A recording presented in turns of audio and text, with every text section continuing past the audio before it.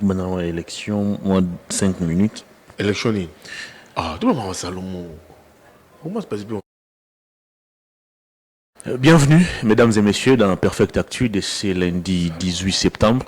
Tout le plaisir est pour moi de vous savoir très nombreux. L'actualité reste dominée par le procès Salomon Escadé qui a repris, c'est même lundi. Le conseil spécial de Moïse Katumbi, en dépit de la détérioration de son état de santé, il a tenu à répondre présent à cette audience, contre d'ailleurs l'avis de ses médecins. Il a été présent, il s'est exprimé d'ailleurs pour la toute première fois depuis le début de cette affaire. Le ministère public a sollicité les rapports de l'audience au 25 septembre dernier afin d'étudier la requête de la défense de Salomon Escadé. Là, nous allons décortiquer donc de fond à comble cette question au cours de cette émission. On va aussi essayer de survoler les élections avec les dépôts de candidatures au niveau présidentiel. Le docteur Denis Mukwege est officiellement candidat. Il a réceptionné le week-end dernier la caution qui a été collectée par quelques victimes des violences sexuelles, et il s'est prononcé donc pour endosser la candidature à l'élection présidentielle. Yves Bouya est avec moi sur ce plateau pour décortiquer les grandes questions d'actualité. Bienvenue, cher Bouya. Oui, merci. En tout cas, très ravi de l'invitation. J'étais très loin de chez moi, je pense vers Mongafula dans une réunion. Mais quand j'ai reçu l'appel de la rédaction de Perfect Télévision pour participer à l'émission, j'ai dit vite prendre une moto de Mongafula pour atteindre les centres-villes, parce que comme j'ai un véhicule endommagé avec les bouchons, j'ai dit, comme je me suis toujours considéré comme une personne de très permanente pour les Congo, et j'ai fait ses devoirs de quitter Mongafula en moto pour venir avec tous les risques possibles. Avec tous les risques possibles. J'ai tout arrêté, j'ai dit non, je viens parler Congo, donc c'est ce qui m'intéresse le plus. Mais ça va étonner les publics qui te regardent en ces moments. Comment? Yves Bouya, grand journaliste, comment? Ben oui, puis ça arrive, moi des fois. Comment son véhicule peut-il tomber en panne et il n'a plus un autre moyen pour se déplacer? Pour mon travail, je prends tous les moyens. Et surtout quand vous colle l'identité des Katumbistes. Ah, Katumbi, c'est moi. Écoutez, ça va surprendre. Un présumé Katumbiste prend la moto. Non, moi, je suis pas dedans. Moi, je vois, c'est un moyen de transport, bien que je condamne. Ça va de la mobilité. Et quand j'ai reçu les coups de fil vers les 14 heures, j'ai dit non, je viens. Et j'ai pris une moto de Mongafula jusqu'ici. Donc, que les gens cessent de me traiter Hervé et Thomas des Katumbistes. Je suis un journaliste qui partage des convictions, des valeurs pour le Congo, qui croit au Congo, qui croit au changement, qui prend des valeurs, qui combat l'injustice. C'est ce que moi je suis. Je suis un homme des principes. Hier, les gens disaient que Bouya a une carte de l'ECD. Il est militant SID. Il est, qu'est-ce qu'on dit, militant actif, que je dors deux fois. Certains disaient de moi que je dors même à Faden. Ma femme et mes enfants vivent à Faden House. Pourtant, je n'ai jamais passé ne serait-ce qu'une nuit à Faden. Moi, j'ai vu chez moi à Bandal. Pour ceux qui me connaissent, me voient sur les rues des Bandal, en train de me promener, de me déambuler, discuter avec tout le monde. La position que j'avais prise concernant les dépôts de candidature à l'élection présidentielle de Martin Fayulu Madidi, bien que certains me disent, mais certains ne sont pas d'accord avec moi, mais j'ai pris une position pour dire, pour demander, en suggérant au président Martin Fayulu, si SL Massi, il déposait sa candidature à l'élection présidentielle, il perdrait en crédibilité. Alors, ces gens qui m'utilisaient des journalistes de l'ECD, que je dors à Faden, que ma femme vit là-bas et mes enfants vivent là-bas. Je dis, mais où sont-ils? Ils ont déchanté. Parce que je dis des vérités. Je dis au président Martin Fayulu, le président, vous avez pris une position. Parce que dans vos revendications, rien n'a changé. Rien n'a changé dans ces revendications. Maintenant, là, il dit, je dépose ma candidature. Qu'est-ce qui a changé? C'est qui? Ces personnes qui entourent le président Fayulu, qui disent au président Fayulu d'aller déposer sa candidature, moi, je leur demande, soit je demande au président Fayulu, vous qui êtes un homme de principe, qu'est-ce qui a changé dans vos revendications pour que vous suggérez aller déposer la candidature? Est-ce que le fichier électoral a-t-il été audité selon les revendications des Fayoulou? Non. Jusque là, non. C'est ce que nous constatons. Monsieur Denis Kadima, qui est membre militant de l'UDPS, comme l'avait dit Albert Moleka, poursuit avec son fichier électoral éhonté. Éhonté. Mais pourquoi pousser Fayoulou, lui dire ah, elle va déposer la candidature? Moi, j'ai pris ce courage. J'ai toujours dit aux gens, je n'ai jamais été communicant. Moi, je ne suis pas un communicant. Je suis un journaliste. Un journaliste, c'est lui qui s'est analysé, c'est lui qui s'est dit oui à la place de oui, non à la place de non. J'ai pris mon courage. Vous avez un esprit libre et indépendant. Je suis libre et très indépendant. Vous n'êtes pas lié à des courants politiques. Je ne suis pas lié à des courants politiques. Parce que moi, je prends des valeurs. J'ai pris mon courage. Bien que les gens me disent, ils portent Azamouta Essidé, Azamouta Fayoulou, il est pour la Fayoulou au Koufa. Mais aujourd'hui, ceux qui disent des mots de Fayoulou, le courage que j'ai pris, si j'étais à la solde de Fayoulou, si j'idolâtrais Fayoulou, je ne vais prendre ce courage. J'ai dit, président, je suis contre cette position. Et je suis contre cette position parce que le président Fayoulou, c'est quelqu'un des principes. Jusque-là, les revendications, soit la revendication du président Martin Fayoulou, que j'appelle affectueusement le président élu, n'a pas trouvé gain de cause, soit satisfaction. Pourquoi pousser les présidents Fayoulou? Vous qui êtes à ses côtés, vous les poussez. Pourquoi d'aller déposer sa candidature? Monsieur le président, vous perdrez en crédibilité si vous suivez ces bourdonnements autour de vous, de ces personnes qui vous disent d'aller déposer. N'est pas déposer, maintenez votre position, vous en sortirez grand parce que la vie est question des principes et des choix. Le président Martin Fayoulou avait pris cette option sans que l'église catholique puisse lui dire ne va pas déposer la candidature. Non, de lui-même, dans son parti, en collège, en discussion, dans les bureaux politiques des CID, il a dit, j'irai pas. Maintenant, les faits constatés, les CID est complètement divisé. J'ai reçu le coup de fil de l'ECD États-Unis. Il y a un certain monsieur Ilondo. Attendez, moi, je me parle avec des preuves. Ils m'ont appelé depuis les États-Unis pour dire que la position du président Martin Fayoulou ne les arrangeait pas. Moi, je suis journaliste. Mais la rumeur devient de plus en plus persistante. Mais moi, c'est là où j'interpelle le président Fayoulou. Le souhait de Martin Fayoulou de se présenter à la prochaine présidentielle, ça devient de plus en plus persistant. J'interpelle le président Martin Fayoulou pour lui dire, monsieur le président, ne suivez pas ces personnes qui veulent vous induire en erreur. Vous êtes une personne des principes, défendez les principes. Vous êtes une personne des valeurs, restez sur les valeurs. Vous êtes une personne qui a jusqu'à preuve du contraire, une crédibilité. Maintenez cette crédibilité. Monsieur Joseph Ilongo, le nom est parvenu. Il vous a dit quoi? Il est responsable SID États-Unis. Okay. Les SID États-Unis m'ont contacté. Tout comme d'autres, les CID, au-delà des CID États-Unis, il y a d'autres responsables des CID qui m'ont contacté pour dire Yves Bouya, maintiens la pression. Dis au président de ne pas déposer sa candidature parce que nous, entre nous, nous sommes nous-mêmes divisés suite à la position du président Martin Fayoulou. Je prends ce courage pour dire au président Martin Fayoulou, regardez les partis. Monsieur Joseph Ilongo, je pense qu'il est connu dans les CID. Il est coordonnateur SID, je pense, États-Unis. Il vient de démissionner. Il a pris un billet d'avion. Il a pris son avion pour venir déposer les candidatures ici. Quand il arrive ici, on apprend qu'on ne va pas déposer la candidature à l'élection législative. Alors, et puis après, lui-même, ils apprennent que le président veut déposer. Qu'est-ce qu'ils ont fait? Pour la plupart, ils ont déposé dans des partis mallettes, notamment M. Joseph Ilongo, dans des partis de l'Union sacrée. Est-ce que cette position, des gens qui poussent Martin Fayoulou à déposer sa candidature, ils ne voient pas que déjà, ça vise à diviser les idées. Ça divise les propres partis des Fayoulou. Est-ce que c'est des gens qui poussent Fayoulou à déposer sa candidature? Il y a un groupe, Fayoulou, non, moi je l'ai dit. Qui veut un rétropédalage. Je ne vais pas dire certaines choses ici. Mais il y a un groupe dans l'entourage du président Martin Fayoulou qui les pousse à aller déposer sa candidature. C'est là où je dis, monsieur le président, ne les faites pas. Ne les faites pas, monsieur le président. Il est libre de réfléchir. Non, pas libre. C'est question des principes. Il a dit non. Le principe est que le fichier électoral n'a pas été audité. Pourquoi va-t-il déposer sa candidature?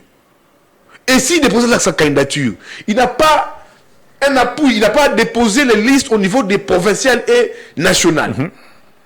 À l'hypothèse où il gagne les élections, comment va-t-il diriger?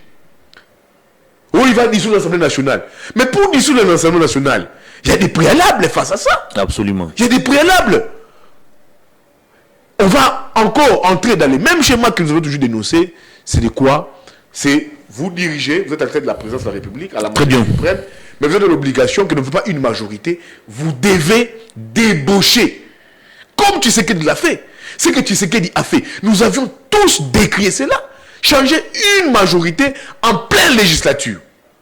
Alors, les idées, un parti qui défend les principes, comme moi aussi qui défend les principes, comme le président Martin Fayulu qui défend les principes, nous voulons, soit eux veulent, rentrer dans ces schémas. Je ne pense pas. Si j'appelle le président Martin Fayulu, je reçois des appels venant de les idées dans toutes ces sections, à l'intérieur du pays, tout comme à l'extérieur du pays. Monsieur le Président, votre parti est divisé sur ces points. Ne perdez pas les idées. Très bien. Il y a des gens qui sont battus pour les idées, des gens qui ont perdu de leur vie, des gens qui se sont sacrifiés, des gens qui ont pris des risques pour vous, pour les idées, pour les Congos. Et que perdre cette dynamique, perdre ces partis, fissurer ces partis, Monsieur le Président Martin Fayulu, ne voyez pas cela. Écoutez-moi à la limite. Monsieur le Président, écoutez-moi. N'écoutez pas ceux qui bourdonnent autour de vous. Écoutez-moi comme journaliste, le courage que je prends. Écoutez-moi comme journaliste, les relations que nous avons. J'ai des relations privilégiées avec le président Martin Fayulu. Écoutez-moi, monsieur le président, bien que mes paroles ne soient pas une parole d'évangile, mais regardez quand même la lutte que j'ai portée pour la Mouka, pour la victoire qui vous a été volée. Restez et demeurez dans les principes, vous en sortirez grand. D'un leader à un autre, il y a aussi le prix Nobel, Denis Mukwege, qui s'est officiellement prononcé pour briguer la magistrature suprême. Il a reçu le week-end dernier la caution qui a été collectée par les différentes victimes des violences sexuelles. Comme politique, on ne connaît pas grand-chose de cet homme. Il est plus connu dans le monde de la science, de la médecine. Vous donnez quelle chance au prix Nobel? Écoutez, j'étais ces premiers journalistes à avoir annoncé la candidature de Mukwege. Voilà des mois. Si vous suivez mon parcours, si vous suivez mes propos sur Mukwege, j'ai le premier à dire que Mukwege sera candidat. Moi. Depuis le début de l'année. Non, même depuis l'année passée. Que je suis des prisons, j'ai compris l'actualité politique, j'ai sculpté les acteurs, je me suis donné une perspective, je dis qu'il sera candidat. Beaucoup ne m'avaient pas cru. Mais je vais dire, il sera candidat. Il a les soutiens extérieurs. Il a des entrées internationales. Au niveau de l'Europe, il a un grand soutien, c'est Jacques Attali. Ceux qui vont en Europe, ceux qui vivent en Europe, ceux qui sont dans le monde des lobbies, connaissent qui est Jacques Attali. En France, on l'appelle le faiseur des rois. Au niveau des États-Unis, il a des entrées avec le couple Biden. L'épouse de Biden, Jill Biden, se rend de temps en temps. Pandi. Vous voyez, quand les chefs d'État arrivent ici, pour la plupart vont à Pandi. L'ancien président français, François Hollande, Hollande, notamment, le roi des Belges, ici rendu à Pandi. Ce n'était pas un message. C'était pour préparer la candidature de Mukwege. Mais maintenant, c'est concrétisé. Il y avait un groupe de Congolais qui se sont dit, des femmes, des Congolais, des femmes maraîchères, qui ont dit non, c'est légitime dans une démocratie. C'est très normal. Dès que le peuple va trancher aux urnes, c'est très normal pour une démocratie. Pour moi, ça doit vivre parce que les ambitions dans un pays démocratique sont légitimes. Je me suis dit, ok, tant mieux. Les gens ont cotisé, comme tu as dit, les gens disent, nous proposons candidature, il a fait ses déclarations, et que le peuple doit maintenant se prendre en charge, on doit éviter avoir des présidents nommés, quand un peuple s'élève, c'est plus fort que le décideur, il faut que le peuple avance dans cet élan. C'était ça son discours hier à Pandi. Donc c'est un médecin aujourd'hui qui a écouté les cris des cœurs et d'alarme des Congolais aussi. Quand je parle des Congolais, je ne dis pas les, je dis des Congolais. Donc, c'est une frange de Congolais qui ont dit, docteur, venez. Et quand il dit oui, il accepte la caution payée par des Congolais, les femmes, hommes, femmes et vieux, ça signifie qu'il est d'accord. Mais ce que j'ai pu dire au docteur, maintenant, comme il entre dans l'arène politique, c'est qu'il doit comprendre que c'est un monde politique où tous les coups sont permis. Exactement. Tous les coups sont permis. C'est ça que j'ai dit au docteur Mukwege. Est-ce qu'il sera en mesure de Il résister? doit être en mesure d'encaisser, il doit être en mesure de subir, mais qu'il puisse boucher ses oreilles et voir ses objectifs. C'est ça. Parce que dans la politique, là, il est entré dans un monde où tout est permis. Et surtout dans la politique les accusations, congolaise, surtout. les insultes, les montages de faux dossiers, il va en subir. Parce que là, maintenant, les pouvoirs voient. Il les considère comme un challenger de taille. Et à ne pas négliger. D'abord, vu ces titres, prix Sakharov, prix Nobel, plusieurs prix récoltés à l'international, reçus dans les chancelleries, reçus dans des gros salons fêtés de la République. Ce n'est pas n'importe qui. Les régimes les prennent aussi au sérieux. Très bien. Donc, pour moi, c'est une candidature. On ne peut pas, nous sommes dans une démocratie.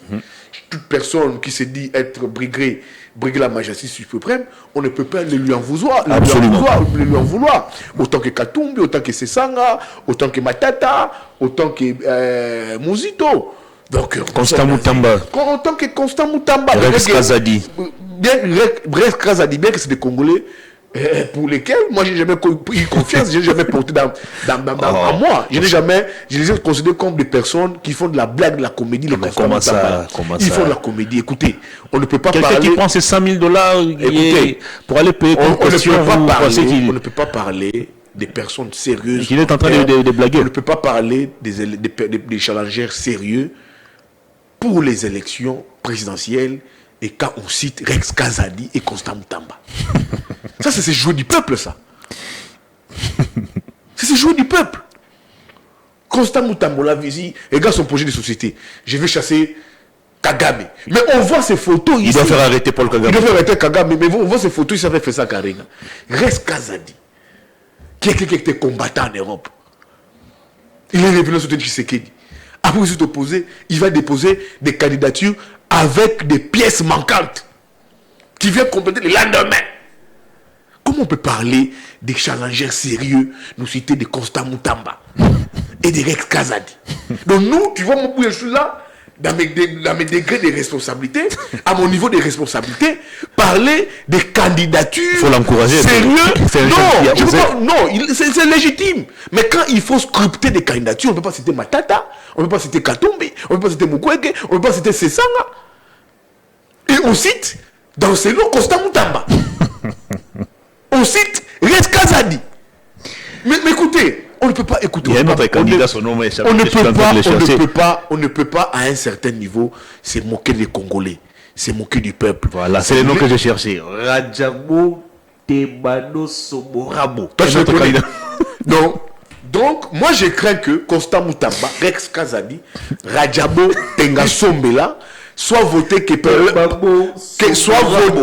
par leur femme, épouse et vice-maman. Vous comprenez? Rajabo Tesongo, je crains, je ne confirme pas. Je crains que Rajabo Tesongo, je crains que Constant Moutamba, je crains que Rex Kazadi ne soit voté que par leurs femmes, leurs enfants, oncles et tantes et leurs vice-maman.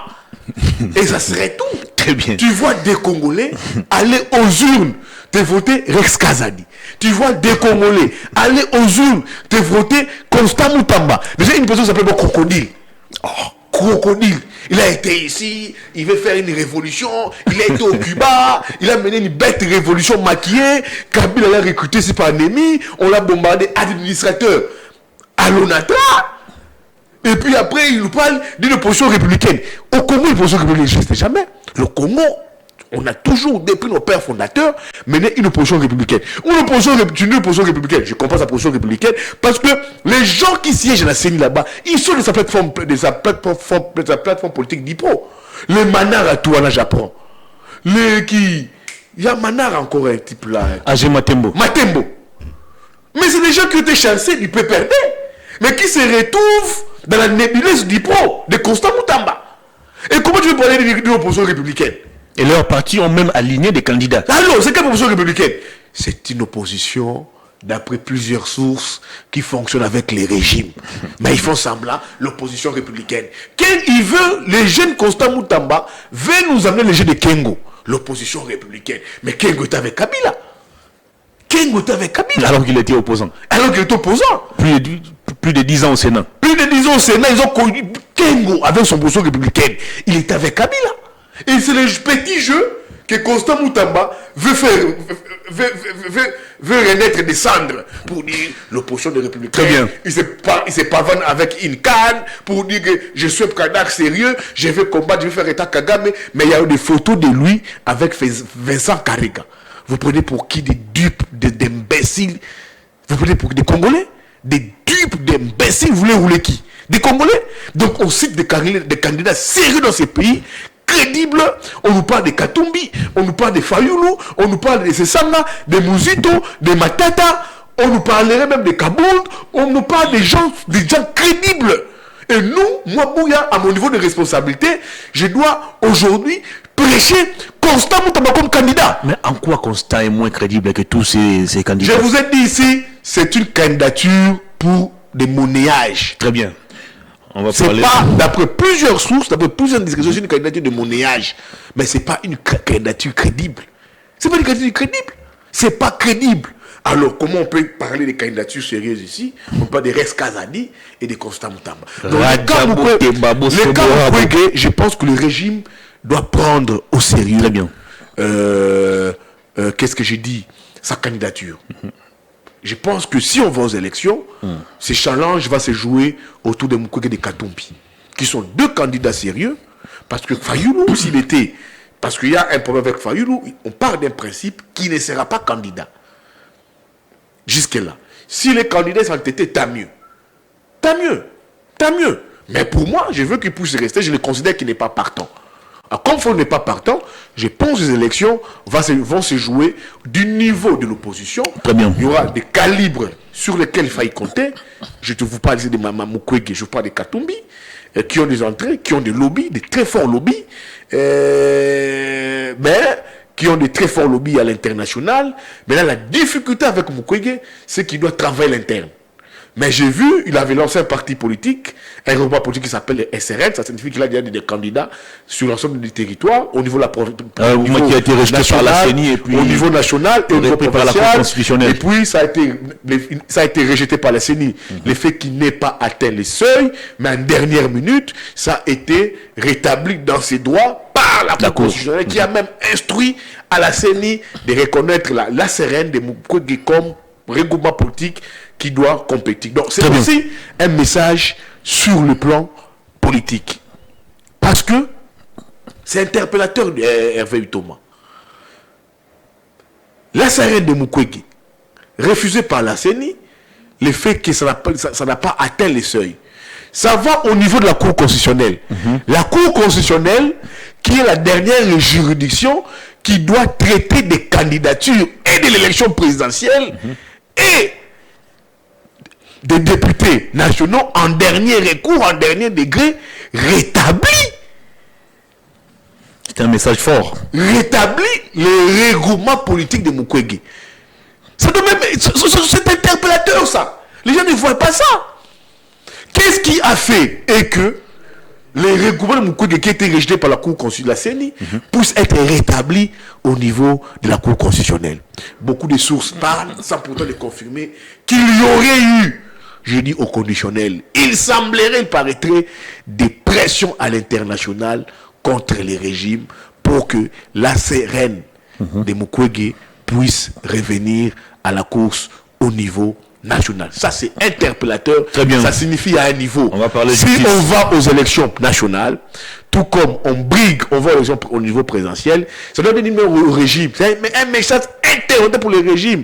Que même la Cour constitutionnelle, là, des fois, ça peut échapper au régime. Ce n'est pas une garantie que si vous avez vos membres nommés au niveau de la Cour constitutionnelle, au niveau de l'appareil judiciaire, au niveau de la CENI, vous pensez vouloir gagner les élections. Très bien. Le cas Mukwege avec la CRN, débouté à la CENI, rétabli à la Cour constitutionnelle, où on dit la personne qui chapeaute cette juridiction serait proche de Tshisekedi, mais qui rétablit Mukwege dans ses droits, qui s'affiche comme un opposant du régime. Je pense que ça doit être interpellateur dans la perspective des élections. Donc on aura Mukwege à la course, on aura Katumbi à la course, on aura Matete à la course, on aura Sessang à la course, on aura Moussou à la course, on attend que Fayoulou lève les options, une option que je ne partagerai pas, mais pour moi, ça serait une bonne dynamique qui va révéler la démocratie pour dire que oui, l'opposition, les acteurs politiques sont bel et bien prêts pour affronter les élections dans toutes ces dimensions provinciales, urbaines, nationales et présidentielles. Le procès Salomon Escadé a repris, c'est lundi 18 septembre. Lui-même en personne, le conseiller spécial de Moïse Katumbi a répondu présent à cette audience, bien que malade, il a tenu à être présent contre l'avis de ses médecins, comme il a fait savoir lors de sa prise de parole. On aura d'ailleurs l'occasion de revoir en image ce qui a été son discours devant les tribunaux. Vous étiez au procès, dans quel état d'esprit avez-vous trouvé le spécial Salomon Escadé là avant d'entrer dans le fond de la question? Écoutez, avant, quand j'ai fini les procès du spécial de Moïse Katumbi à Ndolo, j'étais personnellement à Ndolo, c'est là où je vous dis, j'ai pris ma moto pour me rendre au niveau de Mongafula. Dès là, je suis revenu ici en moto pour l'émission. J'ai trouvé Salomon Escadé là quelqu'un de très fort mentalement. Très fort mentalement, bien qu'il soit malade. Finalement, il a été évacué, admis, il a été interné dans un hôpital de la place pour des soins appropriés. Mais malheureusement, j'apprends qu'il est suivi par des militaires, les médecins serrés des militaires. Si tel est le cas, je dis non, il faut laisser Salomon Escadé là. D'abord, avoir aux soins appropriés, parce que Salomon Escadé là n'est pas ces personnes qui ont travaillé avec Tshisekedi dans l'appareil judiciaire, qui ont joué des rôles prépondérants dans son pouvoir pour qu'il soit surveillé, verrouillé par des militaires, comme un petit Rwandais qui veut renverser les pouvoirs. Un peu affaibli. Je dis non, laissez-le avoir aux soins appropriés. Bifor était malade ici. Il a eu aux soins médicaux appropriés. Mais lui qui avait dit que le chef l'avait envoyé, le chef d'État l'avait envoyé pour aller discuter avec les Rwandais pour nos minéraux. Mais c'est une personne qui a tenu des déclarations graves contre les pays, qui a relevé les secrets d'État. Il avait été interné dans un hôpital. Autant que Kamere, autant que Bifor Bisselele. Ils ont tous été internés. Mais comment est-ce que pour le cas de Salomon, c'est devenu comme si il faut les surveiller, comme si nous avions tué ou arrêté Kagame? Mais non, c'est un Congolais. La chair humaine est faible. Quand la personne est malade, il faut les laisser avoir des soins appropriés. Ne pas les faire, on veut quoi? Moi, j'ai les problèmes ici des chérubins au Kenya ici, qui devient une patate chaude. Une patate chaude qu'on ne sait plus gérer. Alors, refuser encore à Salomon des soins. Quand il va aux soins, là où il est interné dans cet hôpital-là, il y a des militaires avec des armes. Et ça traumatise même la personne. Il faut les laisser être traités. Et même ces médecins qui sont contraints de travailler sous pression. Ces médecins sont travaillés sous pression. Parce que il y a des militaires avec des chars, des armes. Comme si nous étions dans une guerre, c'est comme si on a arrêté Kagame. Et que Kagame ne doit pas fuir. Il faut les laisser. J'ai vu Salomon dans un état bien qu'affaibli par la maladie.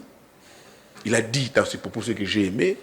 Dany, retrouvez-moi la vidéo où le conseiller spécial est en train de parler. Tout homme a des limites. Il voulait, le tribunal militaire voulait qu'il soit debout. Il a dit non, il a pris la parole. Il a dit, je peux mourir à tout moment. Dans n'importe quelle circonstance de la vie. Tout comme je puis aussi mourir par ces dossiers qui pourraient m'emporter. Mais je dois m'asseoir parce que je suis malade. Et il a débarqué en Ndolo avec des personnels soignants. Il a embarqué en Ndolo avec des personnels soignants. Dans une ambulance. Il est descendu, il a marché, il a été fort. Mais j'ai fait des analyses. Qu'est-ce que j'ai compris par la présence de Salomon Escadé là aujourd'hui en Ndolo. Ces avocats me disent que ces médecins ne voulaient pas qu'ils fassent les déplacements de Ndolo. Il a déclaré lui-même aussi. Il a déclaré lui-même. Ces médecins ne voulaient pas. Mais par respect aux institutions établies de la République, notamment la Cour d'ordre militaire qui est à charge de suivre son dossier de près pendant les auditions, il s'est présenté. Il a dit, je viens, je me présente. En se présentant, c'est quelle image, c'est quel message que Salomon Escadé la lance? Le message qu'il lance, il dit que malgré mes médecins qui m'ont proscrit, prohibé de pouvoir être présent au procès, je viens par ma force. Quand il vient, c'est pourquoi? C'est pour prouver son innocence. Et lui-même, il a parlé d'un procès éhonté, un procès de la honte. Quand il met un procès de la honte, il dit, c'est que vous me jugez sans preuve. Très bien. Vous m'accusez sans preuve. Je suis ici que pour m'humilier. Je suis ici parce que vous n'avez pas des éléments qui prouvent que moi, j'ai divulgué des secrets. Vous n'avez pas des éléments qui prouvent que moi, j'ai été des mèches, des connivences avec les M23. Vous n'avez pas des informations que moi, j'ai tenté de renverser les régimes. C'est que pour m'humilier. Et en venant, c'est encore quoi le message qu'il lance?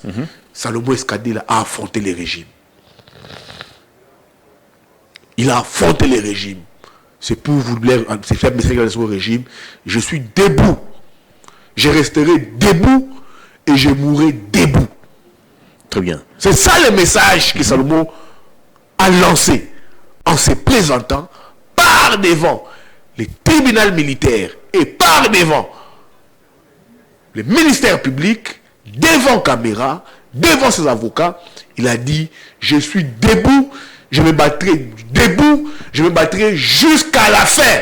Très bien. Jusqu'à ce que ce procès, je sois lavé dans ces dossiers. Alors, c'est ça le message que Salomon a lancé aujourd'hui au régime. Je resterai fort, je serai debout et je suis prêt d'affronter la justice dans ces accusations qui sont fausses et imaginaires qui sont portés contre Salomon Escadé. Alors, permettez qu'on puisse retourner du côté de la régie pour prendre la réaction du conseiller spécial Salomon Escadé. Là, c'était ce lundi 18 septembre devant le tribunal. Vous allez retrouver en image ce qui a été son discours et on se retrouve tout juste après pour continuer le décryptage de ces dossiers avec Yves Bouya. Suivez. Monsieur le Président, je me présente ici devant vous, je suis malade. Contre l'avis de mes médecins, je ne devais pas me présenter ici parce que les médecins ont voulu me maintenir.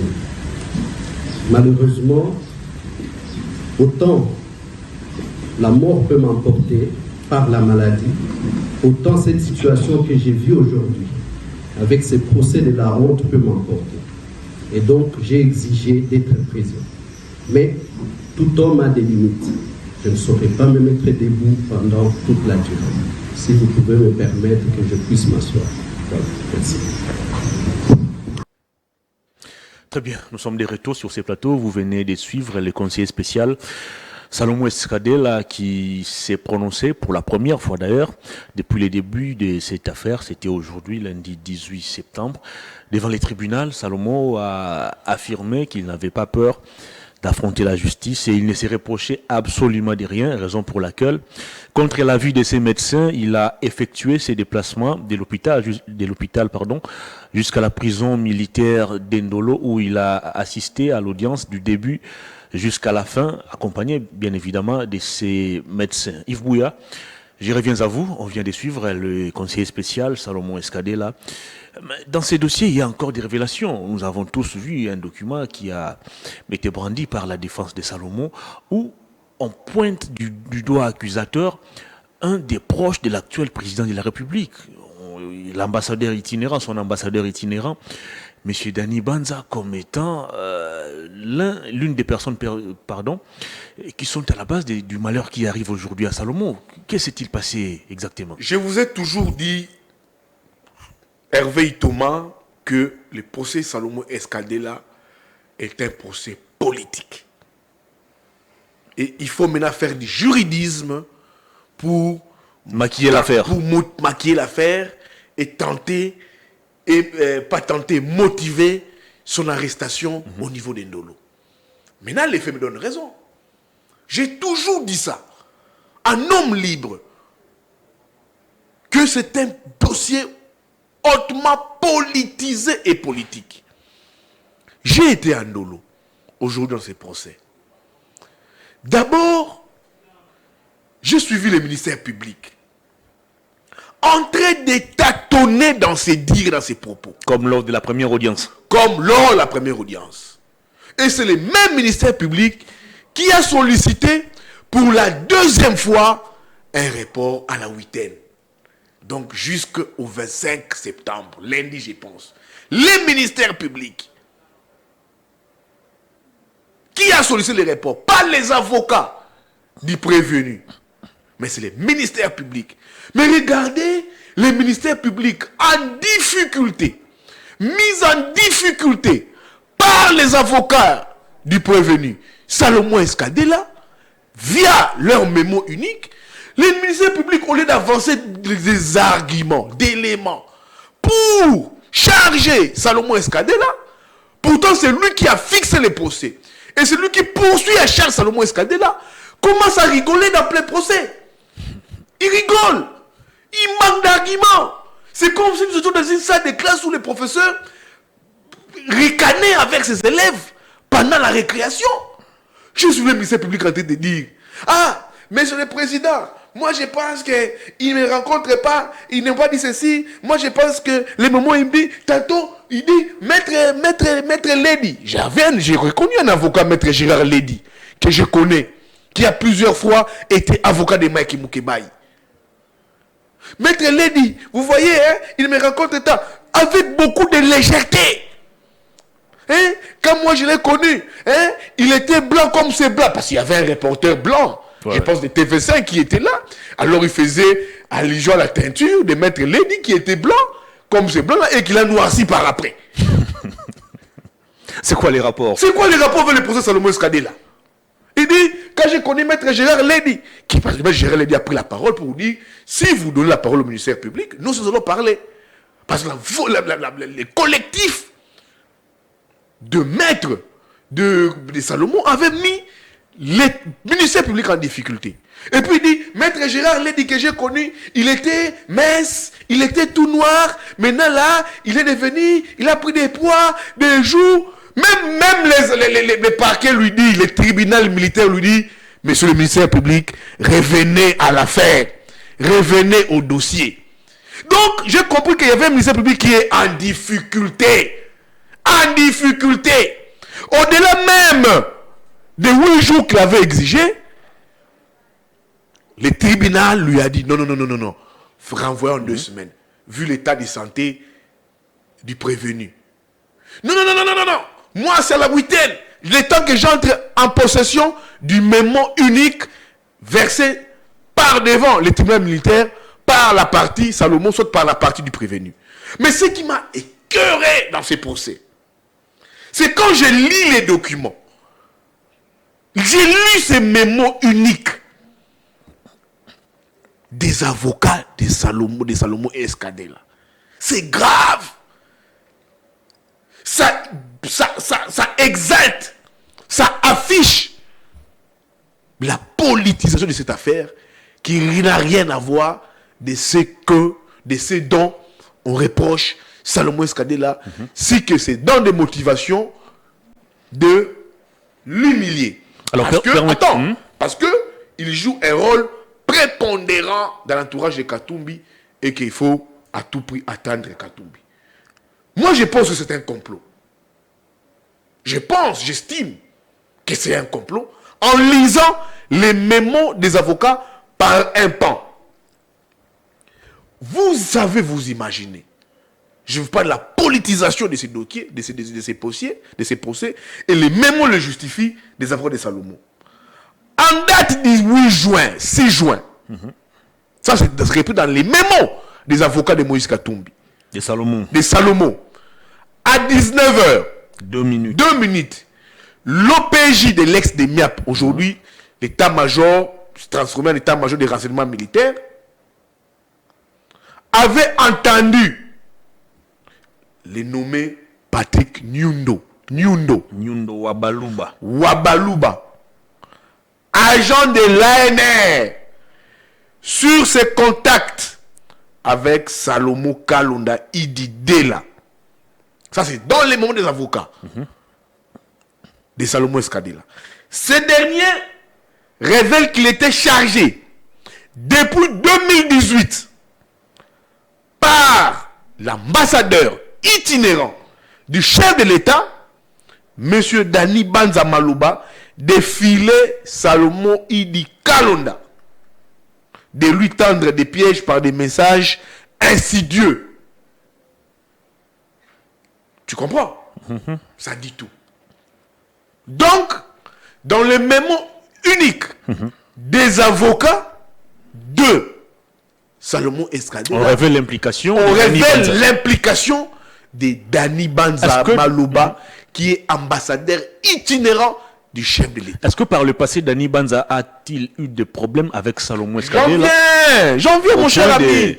J'en viens. Placer quelqu'un qui doit commencer à faire ces mouvements. Dans ces entrées faites, regardez, je vous parle des affaires politiques. On parle de Salomon Escadela, mais directement, on veut lier Katumbi dans ces dossiers. Lier Katumbi dans ce dossier pour des raisons inavouées. On ne sait pas pourquoi. Toujours dans les mémos uniques des avocats de Salomon Escadela, ça dit quoi? Ils disent quoi? L'ex-DEMIAP, le 6 juin 2023, avait écrit à l'auditeur général pour solliciter l'interdiction de sortie du territoire national de M. Moïse Katumbi Chapwe. Côte 8 DOS, du DOX, il fallait élargir la NAS pour récupérer tout le monde. Donc, l'arrestation de Salomon Escadela est un schéma, est une stratégie pour atteindre Moïse la Katumbi. NAS, atteindre Moïse Katumbi. Au nom de quoi? Vous écrivez, l'auditeur général de la DEMIAP doit écrire pour que qu'on puisse interdire à Katumbi de quitter le territoire national. Pourtant, c'est un dossier qui ne concerne que Salomon, où on avait vu la DEMIAP communiquer qu'il était porteur d'une arme. Bien que Matata avait demandé l'information, il avait attribué les Jéricho immatriculés à son garde du corps. Et le ministère public a d'ailleurs abandonné aussi cette information. On voit au dossier, ça ne tombe, ça n'existait plus. La question principale, déjà, pour la première audience, était tombée. Et puis, on ne trouve pas ça. Maintenant, là, les avocats de Salomon Escadela nous font d'autres révélations sur l'implication directe de Dani Banza Maloba, qui est ambassadeur itinérant sur ma question. du président de la République. Est-ce que les deux avaient-ils un problème? J'en viens.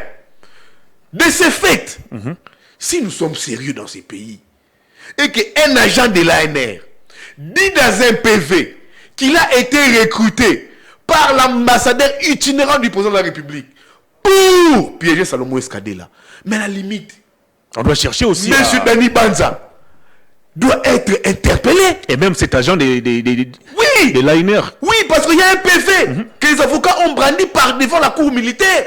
Il y a un PV. Donc, M. Dani Banza doit intervenir.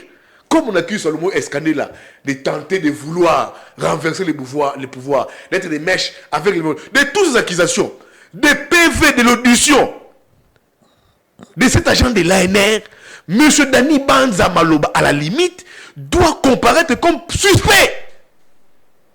Et l'agent de l'ANR ici, qui a été auditionné à la DEMIAP, doit être confronté à Salomon Escadela. Si sont dans un pays sérieux, il doit être confronté à Salomon Escadela. Comment toi te recrutes? Et puis après, tu vas pour piéger quelqu'un, il doit être confronté à Salomon Escadela. Et la justice militaire doit aussi nous interpeller. Monsieur Dani Banza Maloba, qui est ambassadeur itinérant du président de la République, de venir éclairer la lanterne du parquet parce qu'il a été cité nommément par l'agent Patrick Nindo Wabaluba. Il a cité, Dani Banza a été cité par l'agent Patrick Nindo Wabaluba le 6 juin 2023 à 19h dans les installations de l'état-major des renseignements militaires ex-DEMIAP. Qu'est-ce qu'on entend de ces procès? Dans le mémo unique des avocats de Salomon Kadela, en principe, M. Dani Banza doit se présenter comme premier suspect aussi. Vous me posez une question ici. Est-ce que Dani Banza avait des antécédents avec Salomon? Dani Banza, moi je dis que cette affaire a toujours été politisée. Vous avez suivi les mémos des avocats de Salomon Kadela. Beaucoup de révélations. Beaucoup de révélations. Je me réfère au mémo unique des avocats. Les gens me donnent raison. Qu'il y avait, dans la résidence de Salomon Kadela, il y avait des tireurs de ficelles. L'affaire a commencé depuis 2018. On a commencé à préparer cela depuis 2018. Il y avait depuis 2018, il y avait des tireurs de ficelles. Et les mémos uniques renseignent que, dans les mémos uniques, il y a Dani Banza qui est cité d'après les avocats de Salomon Kadela. Dani Banza, qui est-il? L'ambassadeur itinérant du président de la République. Il a été le petit de Katumbi. Il a travaillé pour Katumbi. Katumbi lui avait donné une responsabilité. Au même titre que Salomon Kadela. Tous étaient dans les cercles, dans les précarés de Katumbi. Mais Dani Banza Maloba n'a jamais supporté l'influence de Salomon Kadela dans l'entourage de Moïse Katumbi. Comment ça? Mon cher ami, mais parlez avec l'entourage de Katumbi. Parlez avec les Katangais. Parlez avec eux.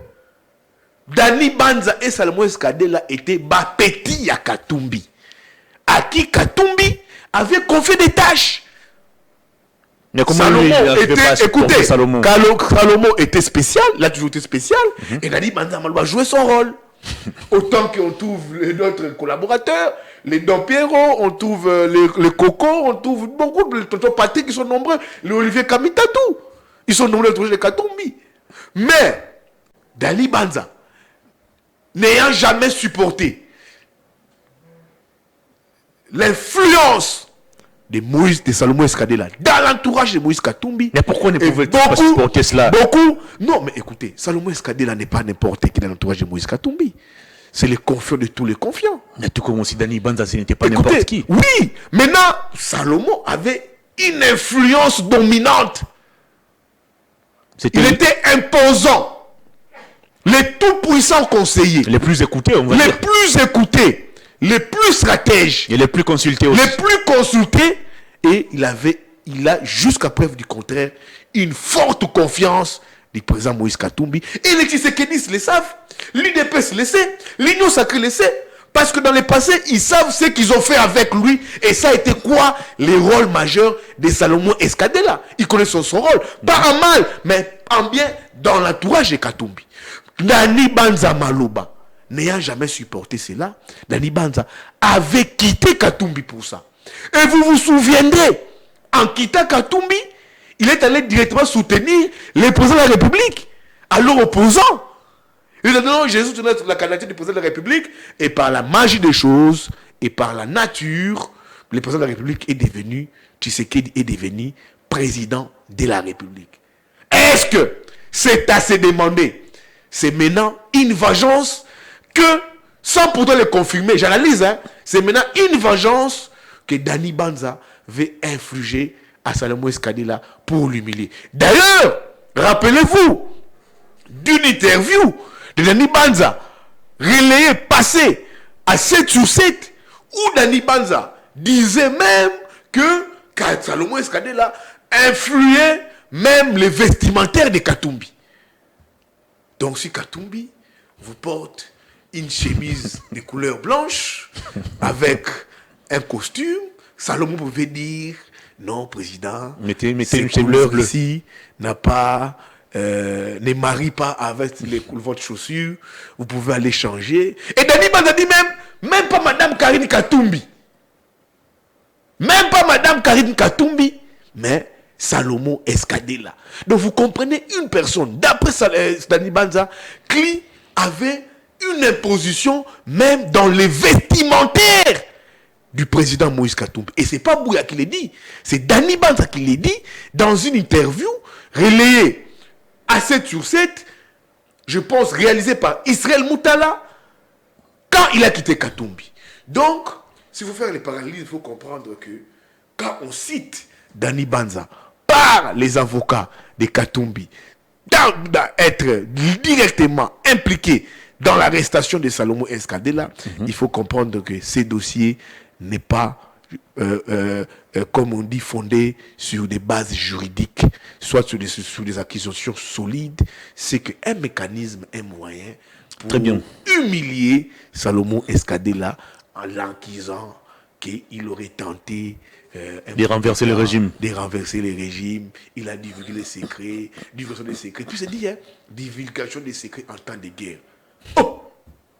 Divulgation des secrets en temps de guerre. Secret de défense. Vous savez ce que signifie divulguer les secrets de guerre en temps de guerre? Pour divulguer des secrets, il faut en avoir. Pour divulguer des secrets, il faut en avoir.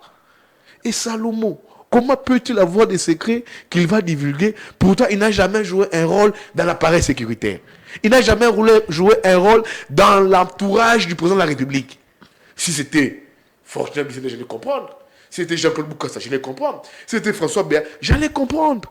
Mais Salomon Escadela, lui qui est jusque-là que dans l'entourage de Moïse Katumbi, qui s'occupe que des affaires et business de Katumbi et qui travaille dans la stratégie, qui travaille dans ensemble, dit de lui qu'il a divulgué des secrets. Moi, je pense que l'arrestation de Salomon Escadela a trouvé aujourd'hui sa vraie réponse. Sa vraie réponse a été révélée par les mémos uniques des avocats de Salomon qui ont succinctement, noir sur blanc, dans leurs mémos, cité Dani Banza. À cet effet, comme Dani Banza a été cité dans l'affaire, dans un pays sérieux, il faut que M. Dani Banza puisse comparaître parce qu'il a recruté un agent public de l'État pour des fins privées. Pour des fins privées. Pour espionner M. Salomon Escadela. Et un espionnage qui n'a même pas réussi. Parce que toutes les accusations formulées contre Salomon Escadela ne tiennent pas debout. Très bien. Non, son co-accusé serait un ancien militaire déserteur. Oh, j'ai aimé l'argumentaire de maître...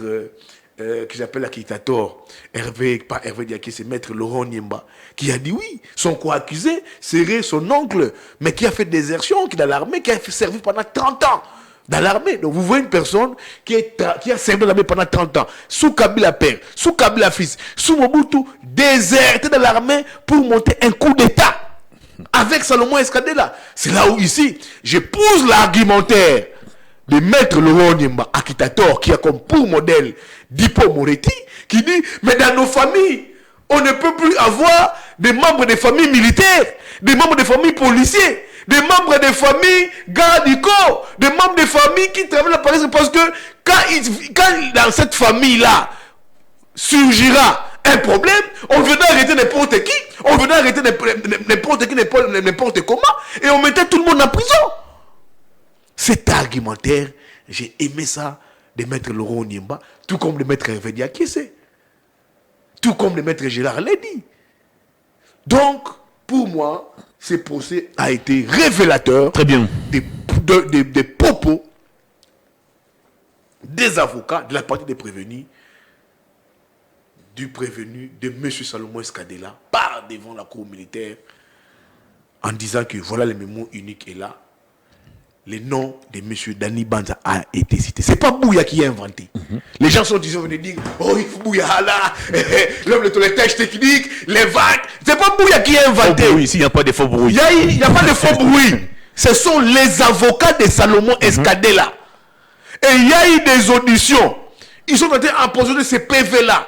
Ils ont donné même les jours, les 6 juin, même l'heure, même les noms. Ça, ce n'est pas Yves Bouya qui s'est levé un matin. Il quitte chez lui pour revenir inventer des trucs ici. Oh, j'ai fait un toilettage. Très bien, on va évoluer. Technique. Non, je n'ai rien inventé. Très bien. Ce sont les avocats de Salomon Escadela. Et c'est la raison pour laquelle le ministère public est en difficulté. Il a entendu le nom de Dani Banza. Hein?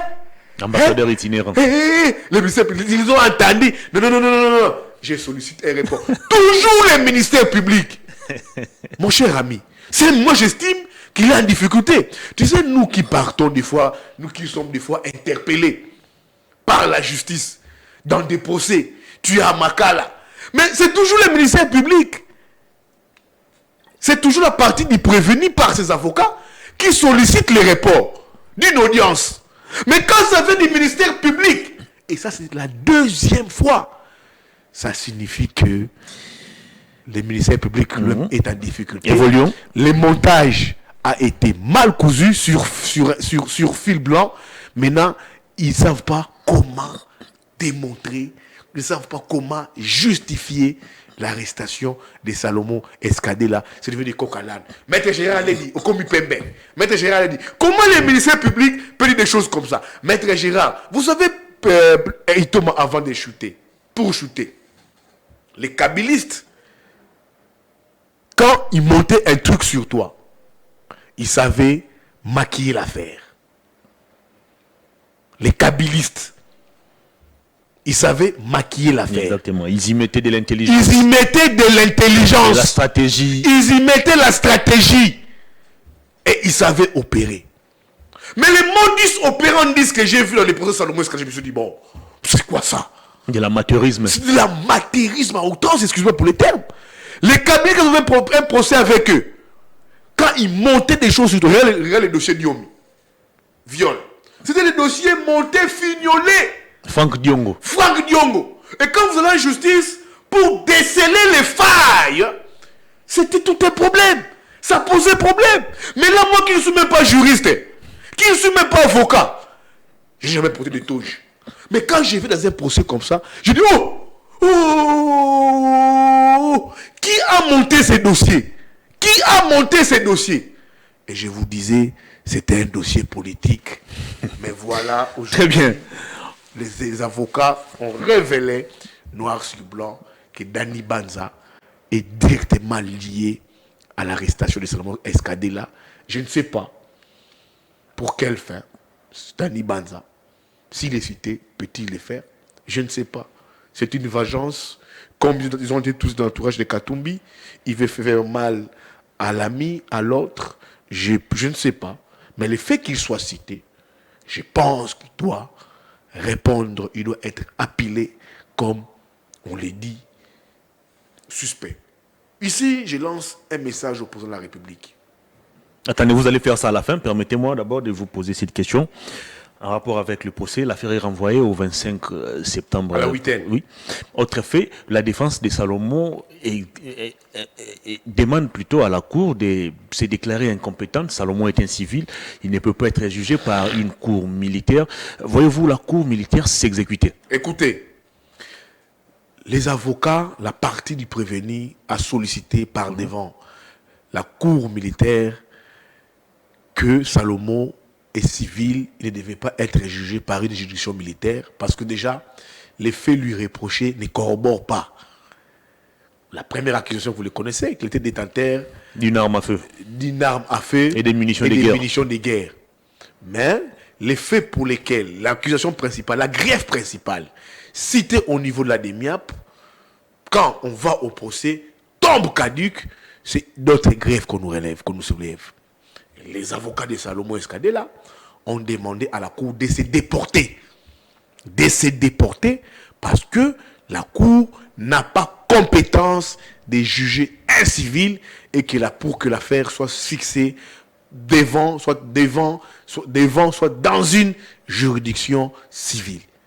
Les faits pour lesquels les reprochés ne corroborent pas. Les ministères publics affichent son amateurisme.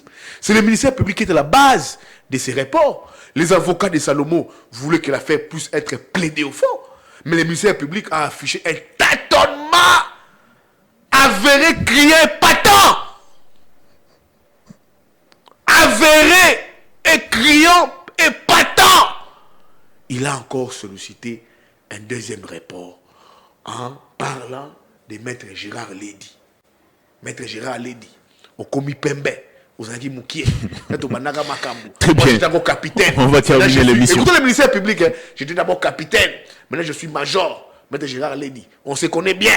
Toi, j'étais inquiet. Aux acquis Pembe, est-ce que c'est des éléments que le ministère public doit avancer dans ces dossiers ou c'est de prouver à la cour avec des éléments probants que M. Salomon Escadé là a bel et bien été à la tête, au cœur d'un soulèvement du régime. C'est des éléments que nous sommes dans l'attente, dans la patience de voir. On nous a amené des sottises comme ça, des bêtises comme ça. Maître Gérard l'a dit, j'étais encore major. Moi, vous comprenez, je comprends tout ça. Non! Vous avez arrêté Salomon. Prouvez pourquoi vous l'avez arrêté. Si vous l'avez arrêté, pour que le ministère public nous rencontre pour les thèmes des sottises pendant les procès, on ne me l'a pas rencontré. Moi-même, j'y ai été, j'ai vécu. Je pense que le problème est complètement ailleurs. Donc, à la demande des avocats de Salomon Escadé là, je pense que la cour militaire va bel et bien se déporter parce que, vous avez vu ici, les accusations ne tiennent pas debout, que les dossiers Salomon Escadé là puissent être fixés par devant une juridiction civile pour shooter. Je lance un appel au président de la République. Monsieur le Président, vous êtes humain. Vous êtes une personne. Dans votre parcours politique, vous avez connu Salomon Escadé là. Et vous savez ce que vous avez toujours fait avec lui. Vous avez passé des bons moments ensemble. Vous avez passé des forts plaisirs ensemble. Tout comme des moments de réflexion. Tout comme des moments que vous avez passés dans la difficulté en train de réfléchir Congo. C'est quoi? Vous gagnez quoi si pas vous? Soit vos collaborateurs, soit vos conseillers. Monsieur le Président, vous connaissez Salomon Escadé là. Il est inoffensif. Il est même incapable de gifler une personne. Incapable de prendre un coup de balai pour taper une personne. Incapable d'insulter. Mais dire de lui qui veut renverser votre régime, lui qui est pacifiste, lui qui pense nation comme un homme d'État, lui qui pense élection, lui qui n'a jamais raisonné, réfléchi coup d'État, les mettre au Niouf pour des choses qu'il ne peut jamais faire dans sa vie. Et monsieur le Président, vous le savez parce que vous aviez lutté avec lui dans l'opposition. Je pense que monsieur le Président, vous devrez ouvrir l'œil et les bons dans ces dossiers. Parce que ne pas les faire, ça va porter atteinte à la justice. Lui-même, monsieur le Président de la République, pour une fois, je suis d'accord avec lui, il avait dit, lors d'une de ses émissions avec sa porte-parole, Madame Tizane Salama, qu'il était déçu de la justice. Déçu de la justice. Ce n'est pas Bouya qui a inventé. Le président de la République lui-même, qu'il n'était pas content du résultat de la justice par l'état des droits qu'il a toujours prôné. Si, monsieur le Président, vous-même vous le dites, que vous n'avez jamais été d'accord avec la justice, par la façon de faire de la justice, ça signifie que la justice déçoit et que le dossier Salomon Escadé là n'est qu'un règlement des comptes venant des personnes qui vous sont proches, notamment M. Dani Banza, qui a été cité, qui est cité par les mémos, dans les mémos uniques des avocats de Salomon Escadé là. Monsieur le Président, pensez à ça. Pensez à Salomon, pensez à ce que vous avez fait. Lui ne vous le demande pas. Mais moi, comme journaliste politique, qui accompagne votre combat, qui accompagne le problème d'opposition pour l'alternance, je connais les rôles. Que le rôle de Salomon, c'est que vous avez passé avec Salomon Escadé là pendant que nous réfléchissions à l'alternance. Très bien. Et les liens qu'ils avaient toujours qu'ils ont toujours eu ensemble quand il y avait ces mariages entre Moïse Katumbi avec l'UDPS.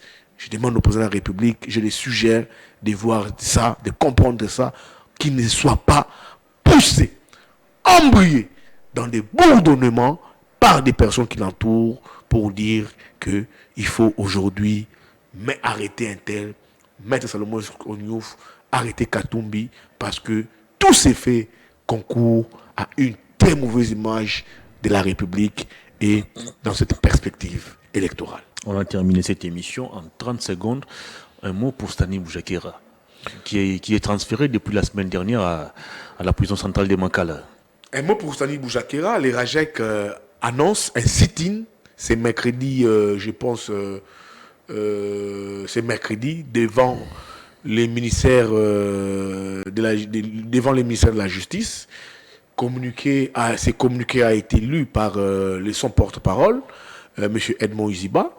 Ici, nous appelons à la solidarité, à tous les confrères, à toutes les structures corporatives de s'associer à la démarche pour pas seulement exiger ce qu'on dit ici, la liberté, la libération de Sani Boujakira, mais pour d'abord dénoncer son arrestation et que pour s'opposer aux bavures, aux atteintes à la liberté de la presse.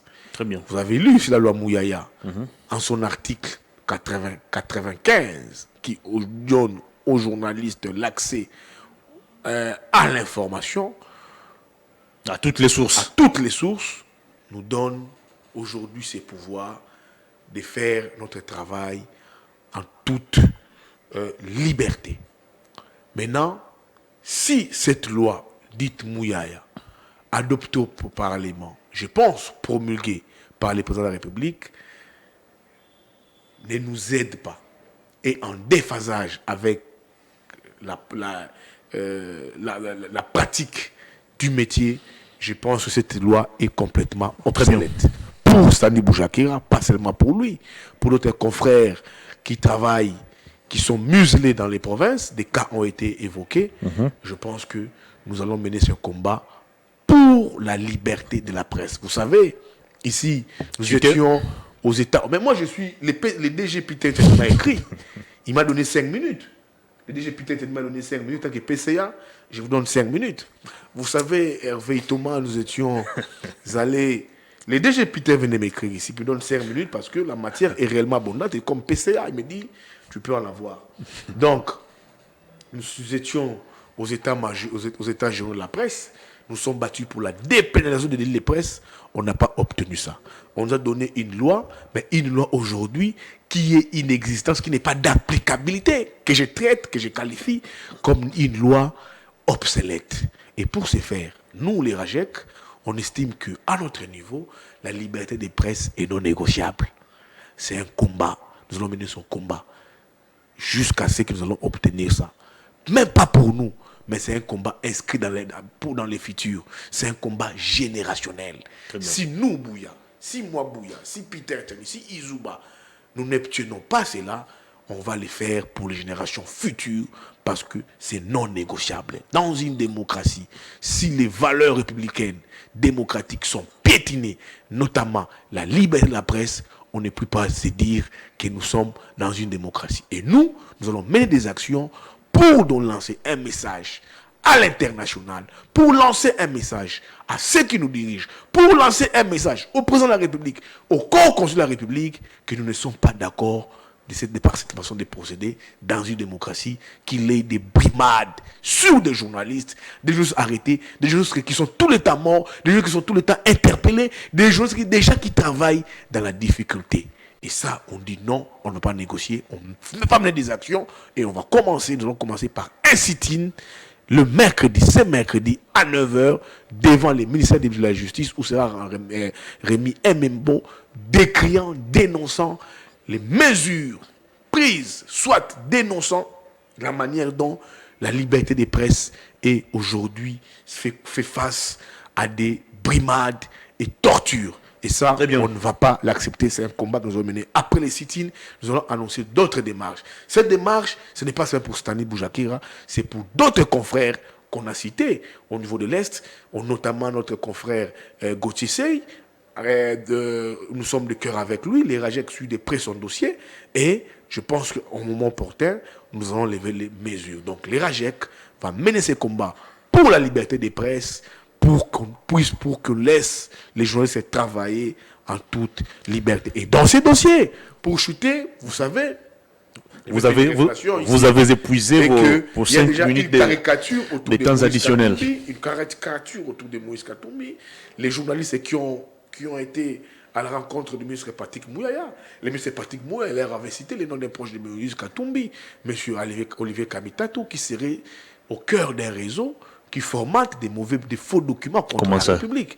Oui, mais le ministre Mouyaya, quand il avait reçu des confrères à son cabinet de travail, il leur avait parlé des noms d'Olivier Kamitato. Suite. Et cette information m'a été relayée. Donc aujourd'hui, on veut faire une corrélation, établir une corrélation aujourd'hui sur l'arrestation du Salomon de Stani Boujakira avec Moïse Katumbi, déjà que les ministres de la communication et médias vous citent dans un entretien avec les journalistes un proche de Moïse Katumbi. Et en plus, c'est le même ministre aussi, on doit céder si les vous avez bien, télévisés, lors d'un briefing, avait dit que le journal, les documents publiés par Stanis Boujakira étaient un faux document. Mais ces documents n'ont jamais été démentis par l'ANR. Et c'est pour moi, à mon niveau, cela a été une passerelle. Donc maintenant, aujourd'hui, dans cette arrestation, on veut établir les faits selon laquelle, sans plutôt le confirmer, que les documents sur la mort sur l'assassinat de Chéribert Okende, les rapports internes de l'ANR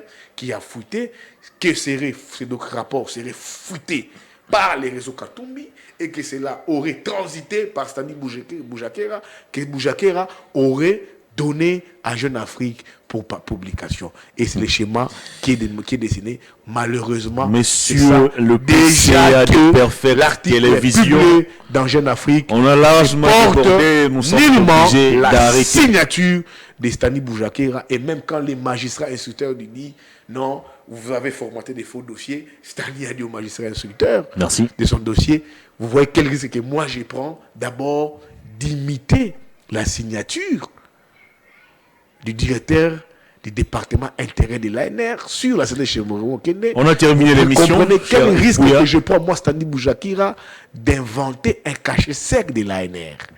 Et après, on lui dit, donne-nous ta source. Ah bien non, ça c'est contre la déontologie. Un journaliste est prêt à mourir pour sa source. Et vous dites à Stani Boujakira de donner sa source pour un document que vous identifiez, que vous dites faux document. Comment vous pouvez encore lui exiger sa source? C'est pour ça que les Rajek dit non à l'atteinte de la liberté de la presse. Très bien. Il faut laisser les gens travailler très calmement. Ce qui est arrivé à Stani Boujakira est une manière de museler la presse. Et nous, dans les Rajek, nous disons non. C'est la raison pour laquelle nous lançons un appel à toutes les structures corporatives. On va y répondre. À tous les journalistes. Massivement d'ailleurs. D'y pointer présent les mercredis, je pense c'est les 13, nous sommes le 17, le 18, le 19. Non, le 20. Le 20. Nous sommes le 18 aujourd'hui. Oui. Ou le mercredi 20, au Palais de Justice, où sera organisé un sit-in. Ce n'est pas un sit-in des Rajek, c'est un sit-in pour s'opposer aux brimades liées à la liberté de la presse. Très bien. Yves Bouya, grand merci à vous pour votre disponibilité. Cette émission est terminée. Grand merci à toute l'équipe technique. Grand merci à vous, fidèles téléspectateurs et internautes de Perfect Télévision. Vous retrouverez cette émission en rediffusion sur Perfect Télévision à 23h15 à Kinshasa. Et puis sur Nyota Télévision qui nous prendra en relais. Au revoir. D'ici là, portez-vous bien.